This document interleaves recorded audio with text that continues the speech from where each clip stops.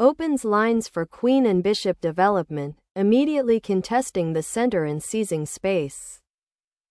Opening the center immediately contests the pawn on e4, setting the stage for rapid piece development and potential skirmishes. Instantly contesting the central pawn and developing a knight harmoniously prepares for castling, while restricting black's options. Developing a knight towards the center. This defends the pawn and prepares for further piece activity. Opening up an immediate diagonal threat. This bishop prepares to exert pressure by pinning black's knight.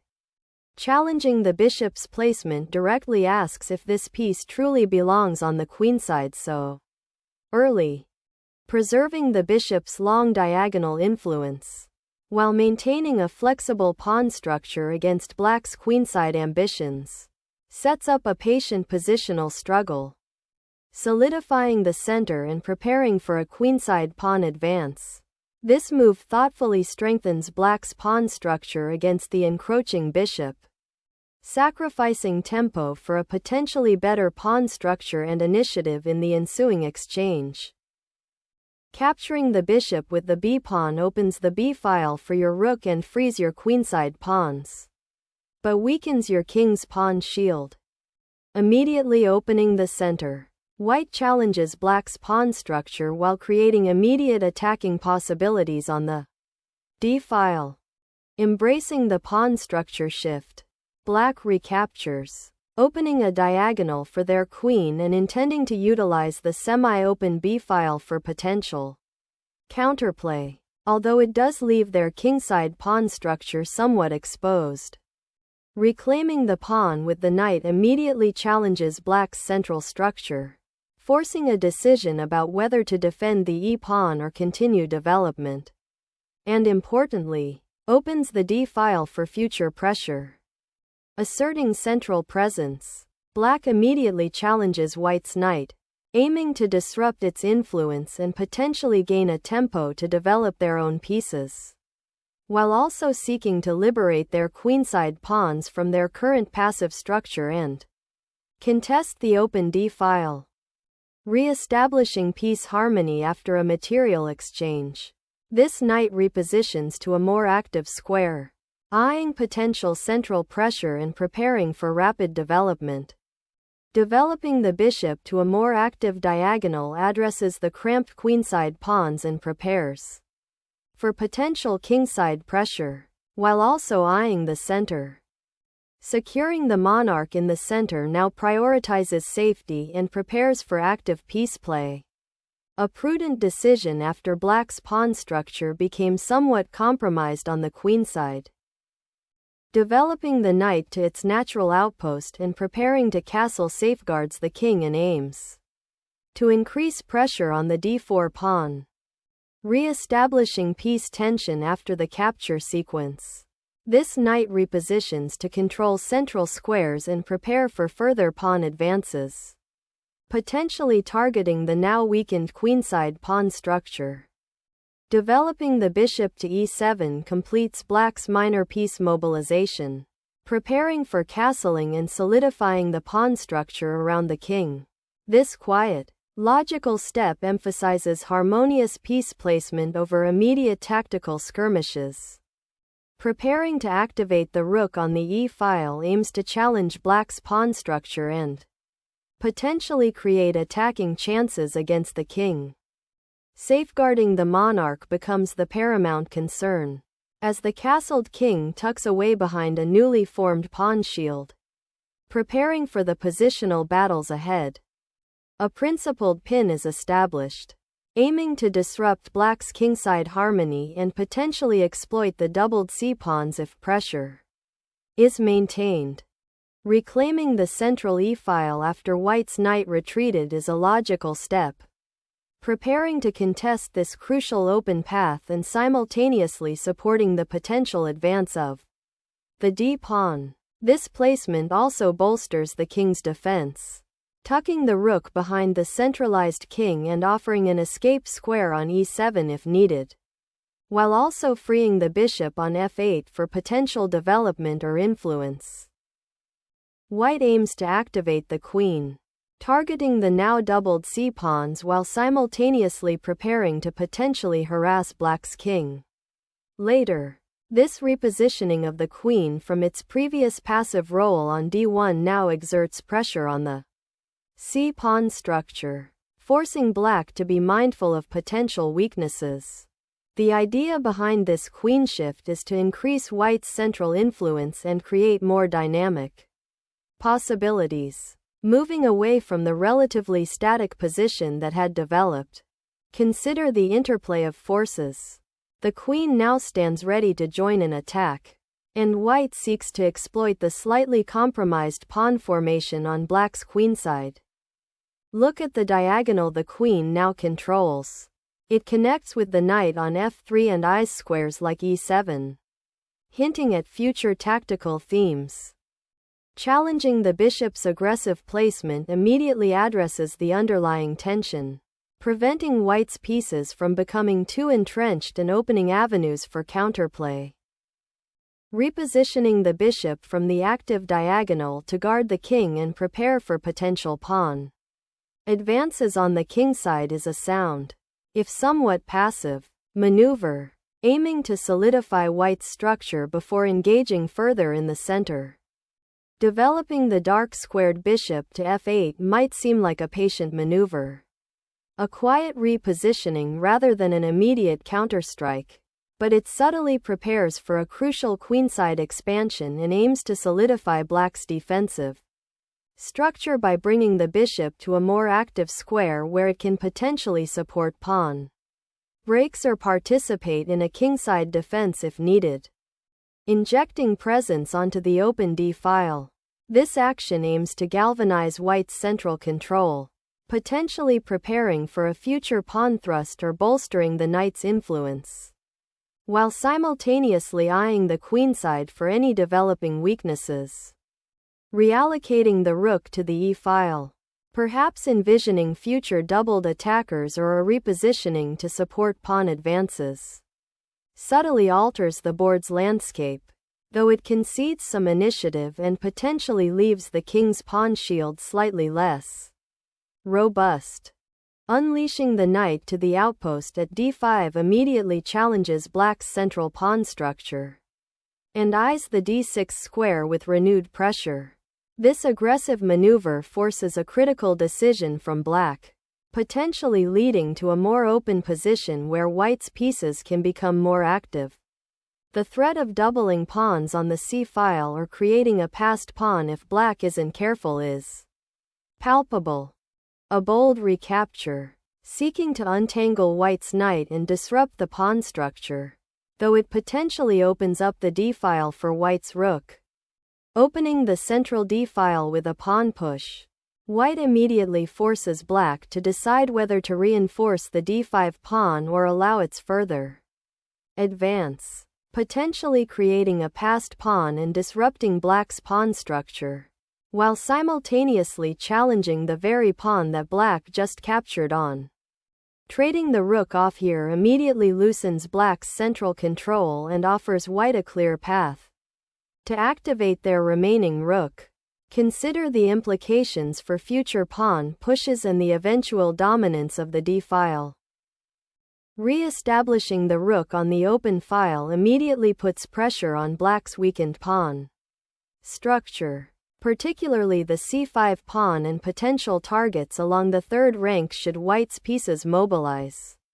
Further, focusing on the newly opened e-file, black seeks to connect the rooks and activate them, a proactive step to challenge white's central pawn structure and prepare for potential battery formations against white's king. The queen's repositioning aims to increase influence on the kingside and create pathways for peace activity, potentially unburdening the knight on f6. This deployment anticipates white's likely pawn pushes in the center, offering a flexible defense while eyeing counterplay, a move that subtly reinforces the kingside defense, adding a layer of security before committing other pieces to active roles. Consider the interconnectedness of this queen move with the eventual development of the remaining pieces. It's a preparatory step for broader operations, solidifying the central pawn structure and reclaiming space on the queenside. This move prepares to support a potential d4-d5 advance, aiming to create a strong pawn presence. Sharpening the pawn chain along the c-file immediately creates tension, aiming to either solidify control or provoke further pawn exchanges, potentially opening lines for your rooks. Initiating a pawn chain break, White decisively clears the d-file, aiming to exploit the open lines and potentially target Black's somewhat exposed king. This aggressive pawn capture transforms the central pawn structure and signals a shift towards more active piece play. The immediate consequence is the elimination of Black's central pawn presence, creating a dynamic imbalance that demands precise calculation from both sides. White's intention is clearly to gain initiative and disrupt Black's developing harmony. Reclaiming the pawn with the queen dramatically alters the material balance and opens up a fascinating dynamic on the board, creating an immediate tactical puzzle for both sides.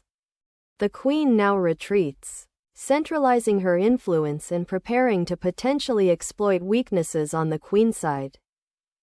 Black's pawn push on the queenside aims to secure vital space and potentially disrupt White's piece coordination, while also eyeing the isolated c-pawn. Securing the bishop's outpost on c3 aims to gain breathing room for the queenside pawns and potentially target Black's doubled pawns, while simultaneously preventing any sneaky incursions by the Black bishop or knight onto d4. Pressing the pawn advance aggressively to a4 aims to disrupt White's queenside pawn structure and potentially create a passed pawn, but it might overextend and weaken squares like b4, inviting White to infiltrate or restrict Black's pieces. Securing the king from any pesky knight or bishop incursions from Black's queenside advance, while simultaneously creating a potential escape square for the monarch should the center open unexpectedly. Focusing on fortifying the central dark squares and preparing to assert pressure along the d-file. Black's rook emerges from its passive defensive posture, demonstrating a readiness to contest key territory and potentially disrupt White's structural advantages. Shifting the knight to the kingside hints at a potential breakthrough, seeking to exploit the awkward placement of Black's pieces and the slightly exposed monarch. Shattering the central pawn barrier with d5, Black dramatically injects dynamism into a game that had been steadily consolidating, aiming to pry open lines and activate dormant pieces by force. This bold thrust seeks to exploit White's slightly awkward knight placement on h4, potentially creating a powerful passed pawn or a disruptive outpost. The immediate consequence is a complex re-evaluation of positional strengths and weaknesses, where careful calculation will be paramount to navigating the ensuing tactical skirmishes and avoiding any premature unraveling of Black's structure. Seizing the open C file now immediately pressures Black's doubled pawns and prepares to activate the rook for a central role, aiming to exploit the pawn structure's inherent weaknesses. Black bravely recaptures the pawn, igniting a flurry of exchanges that reshapes the pawn structure and opens up new avenues for peace activity. Sharpening the focus on the Black king's safety, the queen pivots to g4, an aggressive repositioning that simultaneously eyes the weak pawn on f7 and prepares potential discoveries if Black isn't careful. Abandoning the queenside pawns opens a diagonal for Black's king and allows White's knight to potentially infiltrate, creating significant tactical complexities for Black's defense. Seizing the initiative with this capture immediately opens up lines towards Black's king and puts pressure on the d-file, potentially creating targets for future advances. Suddenly, the rook leaps to the queenside, intending to contest the open A file and potentially create a passed pawn on the queenside if the B pawn can advance, forcing white to react. Focusing on the open C file, white's queen now abandons the contested A file, seeking more active support for the rook and potentially creating threats against the black king's defenses. Safeguarding the bishop and preparing for potential pawn advances along the queenside marks a prudent defense, as the current piece arrangement offers limited immediate attacking avenues for black. Releasing the pinned knight and immediately creating a robust pawn chain on the kingside. This maneuver aims to solidify white's central presence and potentially prepare for a pawn storm, while simultaneously denying black any immediate tactical opportunities. Unleashing a sudden check, black forces an immediate reaction, disrupting white's seemingly solid control of the center and potentially unraveling their carefully constructed pawn structure.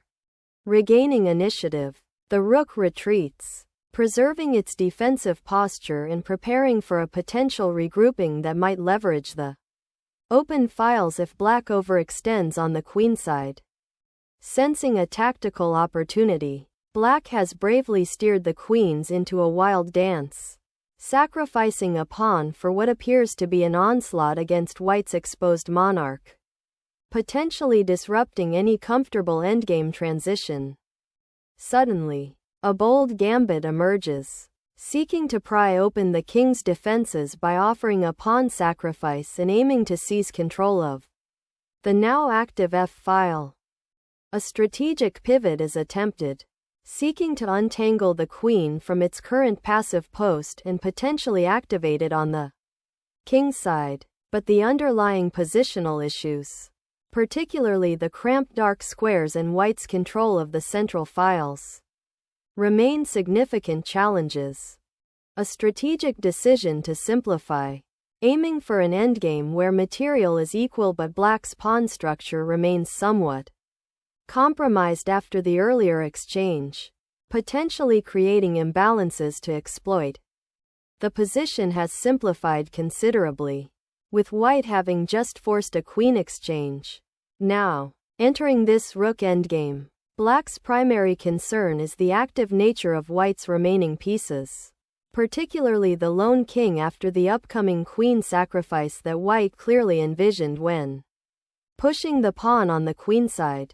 Black needs to be vigilant about white's potential to create passed pawns and exploit the open diagonals. The immediate challenge for black is to coordinate their rooks and prevent white from easily penetrating their position. The pawn structure around black's king is now slightly compromised, a lingering effect from white's earlier pawn advances.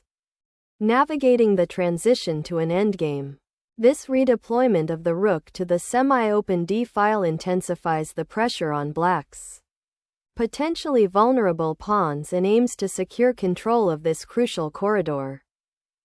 Black's pawn thrust on the C file injects immediate tension, challenging white's central control and opening lines for potential activity that the rook on D8 might exploit.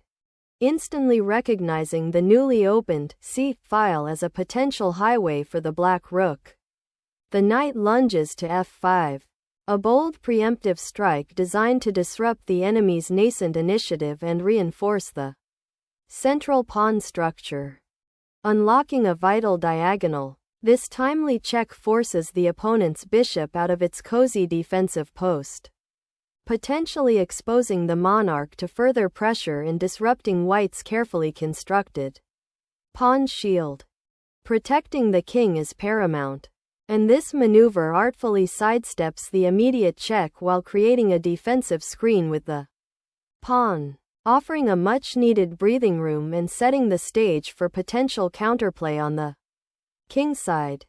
Addressing the structural weakness on F6 is paramount, as the doubled pawns invite tactical exploitation and create long-term vulnerabilities, solidifying the queenside pawn structure. This move aims to prevent black's central pawns from advancing further and potentially creating Weaknesses. Focusing on activating the beleaguered king, Black steers their monarch to safety, aiming to escape the central crossfire and become a more active participant in the latter stages of the game, potentially supporting pawn pushes or defending critical squares as the material on the board dwindles. The bishop's repositioning to b4 subtly pressures the pawn on c6, a potential weakness in Black's pawn structure, while simultaneously preparing to contest the open c-file should it arise, clearing the path for the other bishop to join the action. This retreat simultaneously shields the pawn and sets up potential infiltration on the queenside. A piercing knight check forces the king into a precarious position, exposing weaknesses ripe for exploitation as the game hurtles towards its decisive phase. The king's desperate scramble across the board to escape the menacing bishop finally culminates in a dangerous crossroads, forcing a choice between consolidating defenses or seeking counterplay amidst a compromised pawn structure, forcefully clearing the path for the queen to join the attack. This gambit opens lines and aims to exploit the king's exposed position. Placing the monarch on the 5th rank initiates a perilous dance with White's consolidated battery, potentially opening avenues for a decisive blow if Black's pawn structure cannot adequately shield its vulnerable king, initiating a decisive king hunt, forcing the Black monarch out from its somewhat protected central position. The Black king, currently a beacon of vulnerability in the center of the board, makes a daring foray. This aggressive positioning, though initially eye-catching, completely neglects the pressing need for piece development and coordination in a rapidly deteriorating pawn structure. The knight's repositioning aims to exploit the newly opened diagonal after the pawn push, potentially creating mating threats against the exposed Black king, while simultaneously preparing to challenge the dangerous c-pawn. The Black king, abandoning its sanctuary, ventures into the heart of enemy territory, a daring maneuver that could either ignite a spectacular counterattack or lead to swift annihilation. Clearing the d-file for the rook offers a fresh perspective, aiming to liberate the knight from its somewhat cramped position. Opening up the bishop's diagonal provides a crucial escape route and potential counterplay against the encroaching knight, preventing a complete stranglehold on the kingside. The knight repositions, seeking better squares to exert influence on the central pawn structure and potentially target weak points like the c4 pawn. Black's bishop sacrifices itself to disrupt White's pawn structure and create potential mating threats. The rook's descent to the 7th rank slices through Black's defenses, creating a powerful outpost and threatening to sever the connection between Black's king and his remaining pieces. A desperate attempt to disrupt the White king's safety, though the material deficit makes survival extremely challenging. The White king bravely steps into the fray, an audacious gamble aiming to become an active participant in the endgame's unfolding drama, seeking to support the impending pawn advance and potentially block crucial squares. The Black king, exposed and lacking adequate pawn shield, now becomes a magnet for White's attacking pieces. Reclaiming the initiative with this rook maneuver forces Black to confront an immediate threat. Finally, a piece attempts to liberate itself from White's suffocating grip, seeking avenues of activity amidst the cramped position created by White's aggressive pawn push and subsequent exchanges. Securing the bishop's advanced outpost offers a slight improvement in piece activity, though it doesn't dramatically alter the material balance. Re-establishing the bishop's presence on the queenside, aiming to contest the open c-file and potentially offer support to the isolated pawns. Securing the open b-file for the rook establishes a significant positional advantage.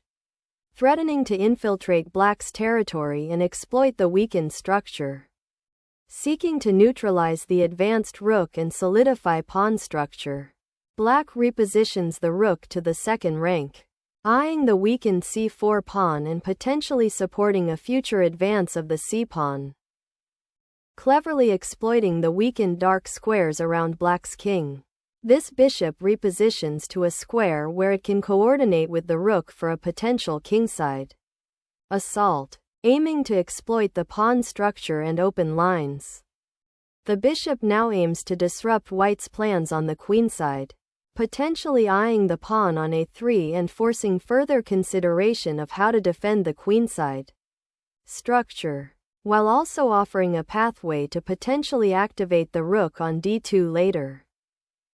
Securing the rook's safe haven on the g-file offers a crucial breathing room, preventing its immediate capture and allowing for a more fluid repositioning in this complex endgame struggle. A final check of the board reveals the white king cornered on g1.